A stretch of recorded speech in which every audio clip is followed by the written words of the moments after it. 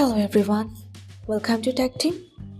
Today in this video, I'm gonna show you how to unlock Facebook profile in your Android phone. Before starting the video, please subscribe to Tactim. So, let's get started. For this, you have to open your Facebook. Now open your Facebook settings. Now scroll down. Here you can see settings and privacy. Press on this. Now press on settings. Now scroll down. Here you can see profile locking. Press on this. Now you can see here unlock option. Click on it. Now click on unlock your profile.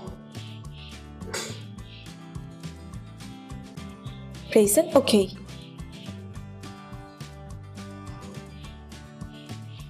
So this is how to unlock Facebook profile in your Android phone.